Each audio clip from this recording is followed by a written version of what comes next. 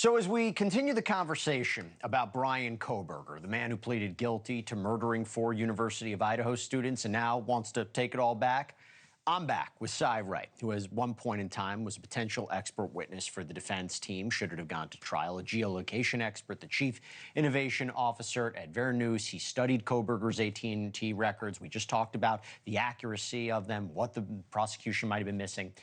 But now we have something special. Never happened before. I've never done it. I am joined by the father of victim Kaylee Goncalves, Steve, who I had on the program last night, and Kaylee's sister, Olivia, who have questions for Cy. It's great to see you both. Thank you both for taking the time. I'm really just going to hand it off to you, Steve.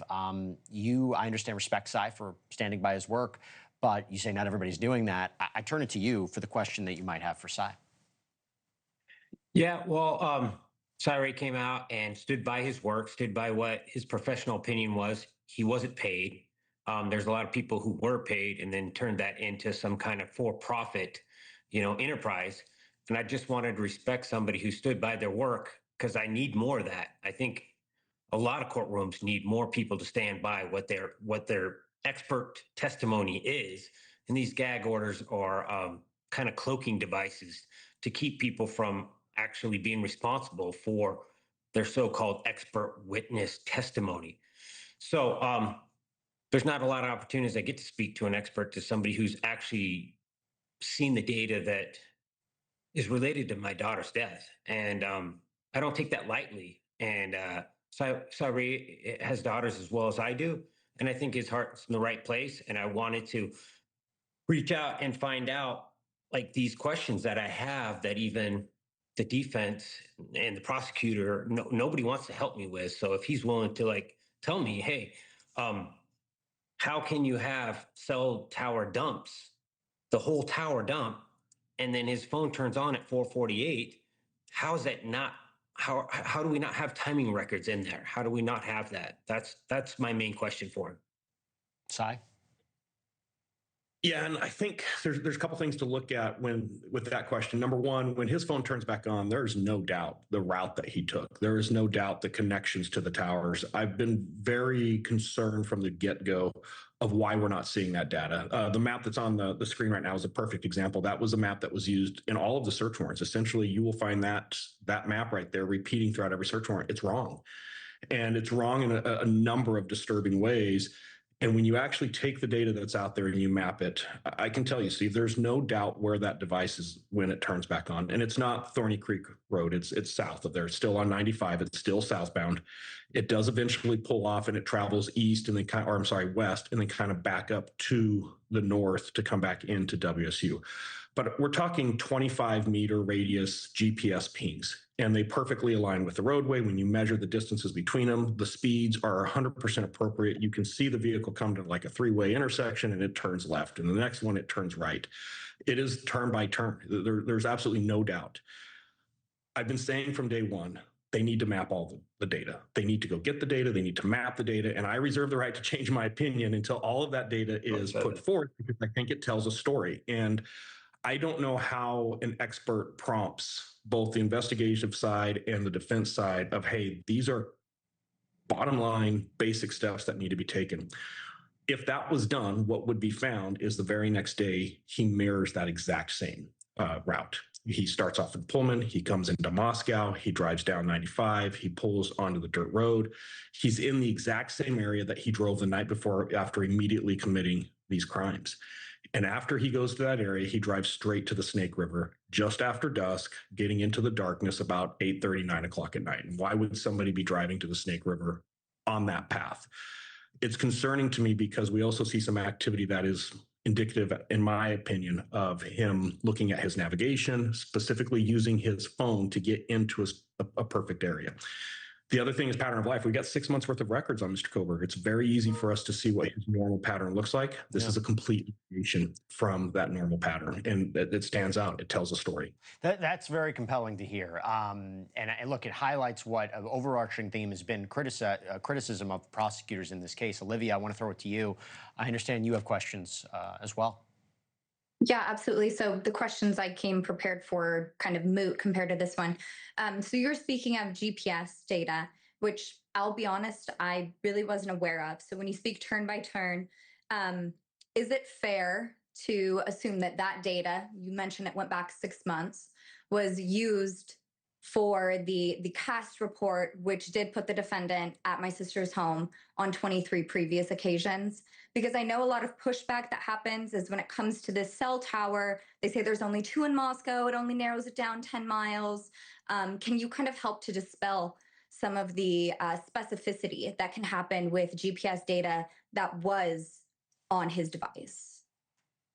Yeah, and I need to break that into two pieces. Number one, the 23 prior visits based on that cast report is 100% inaccurate. It would never hold up in court. Any expert in this field who reviewed that report would be able to show you incredible flaws.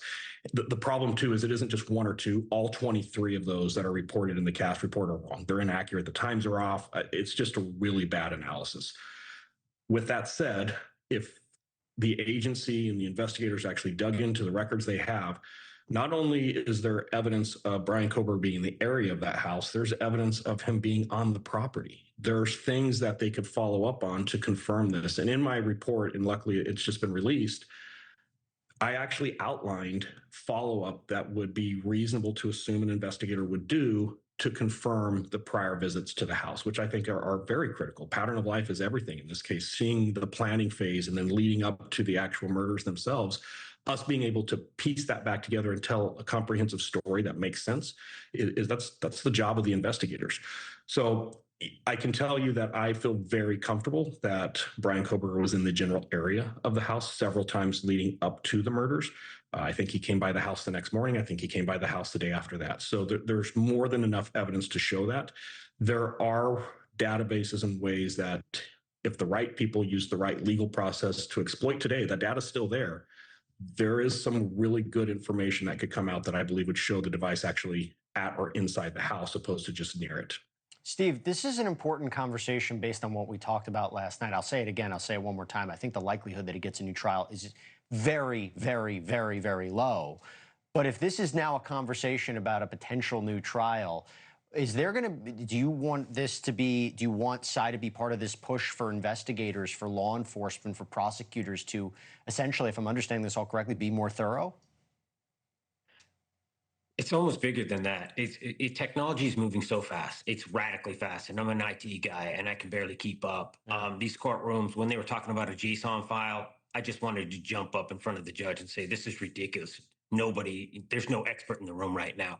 So I think what we need to do is embrace technology more. And we need to have experts that are actually driven just based off of technology. And things have to change. I mean, the courtroom, I'm watching somebody typing when the whole thing's being recorded. They resist change. They don't want change. We have to embrace change. And that's how we get justice, is we start embracing, this technology. And that's what I'm trying to say is this case, bring it on. The evidence is there. I'm not scared of it.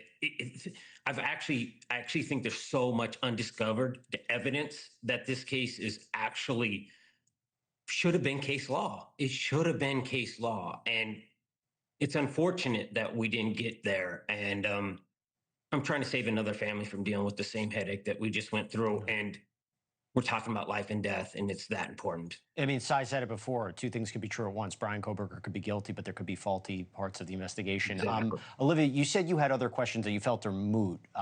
What are those other questions that you had, or anything that you want to address for Cy? Yeah, so a lot of my questions were just about kind of the analysis and how specific we can get, data. I have my phone right here. Obviously, it's connected to Wi-Fi, but let's say it wasn't. Could you know that I was right here just with cell tower data? Or would it require an additional piece like a timing advance record? It would definitely require something additional than just cell tower connections. And I think the question you're asking is really pivotal, and it mirrors exactly what Steve is bringing out. You have to ask for it. You have to know what to ask for. You have to know the proper legal process to obtain it. And then the most important thing here is you have to be able to analyze it. You have to be able to properly analyze it. And I don't want to get too far into the weeds of some of the knowledge that I'm talking about tonight, because some of this hasn't been released, but I feel very comfortable stating there is no work product in this case that took the 4 victims' phones, 6 months worth of records, which they have, it's in evidence, took Bryan Kohberger's 6 months worth of records and sat down and did a deep dive analysis of seeing where those devices intersect and when they collide. And I feel very comfortable in this next statement that if somebody did that on the prosecution investigative side, it's not a mystery of where some of these connections happened. It's not a mystery of what I'm going to say, at least the pre-planning phase of this crime. There's some very telling evidence in those phone records that, to your point, we can be a little bit more specific. We can be a little bit more isolated instead of just saying, well, both phones are in Moscow. Yeah, no, they're actually both on the same street corner. Or more importantly, there's a couple phones that belong in Moscow that are in Pullman at times. And there's an intersection and a collision between Kohberger and a couple of the victims in Pullman. So the evidence is there. It just needs to be properly analyzed. Sai, I just got to jump in 1 second as I'm listening to you speak, and I'm listening to your expertise in this and thinking that you were retained by the defense at one point. You are quite knowledgeable. You are the kind of expert that any side would want. Did you, in your experience, the reason I say that is because Bryan Kohberger is saying he had bad lawyers. He had ineffective assistance of counsel. That's what he's claiming right now. I'm thinking, all I've ever heard is that he had good attorneys. And if they were considering you, I feel like that's a good attorney. From your perspective, do you think that he had incompetent, ineffective counsel from your experiences on that side? Boy, that's a loaded question. It sure is, but I'm asking it. I think that there's plenty of ineffectiveness to go around on the defense side, prosecution side, and quite honestly, and you know, I won't be very popular for saying this, on the judge side, I think there's critical errors that were made throughout this entire case where it's just this giant snowball that kept picking up speed as it went. You know, one of the biggest things, and just to be clear, I got involved in this case because I did a peer review. The actual expert on the case ran into a problem, didn't know what to do, called me. I looked at it, I thought I'd be done. Next thing I know, I kind of got sucked into this thing. Yeah. So it was never my intent to be involved in this case. And I'll say it time and time again. I told the defense probably at least 100 times. The best thing that happened for Bryan Kohberger is that we were never contacted to help provide assistance on this case. That's my job. Across the country every day, across the world. If I feel very comfortable in saying if myself or some other experts in this field around the United States were contacted early and brought into this investigation, we would not be having this conversation today. Well, let me tell you something. I don't want to interrupt. No, please. But that's not the first time I've heard that. I've heard other experts say the exact thing to me. Said, Steve, you reached out to me. I'm here. I'm an expert, and they won't talk to me. So let me that lit a fire as me as a father that I'm doing things like I'm doing right now.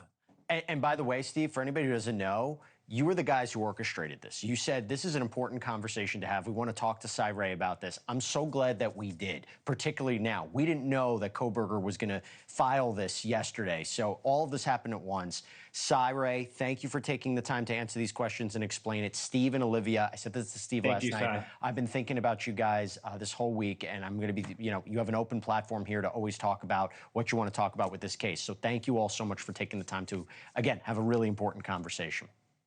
Thank you for watching. Subscribe below and download our NewsNation app right now on your phone, and you will get fact-based, unbiased news for all Americans.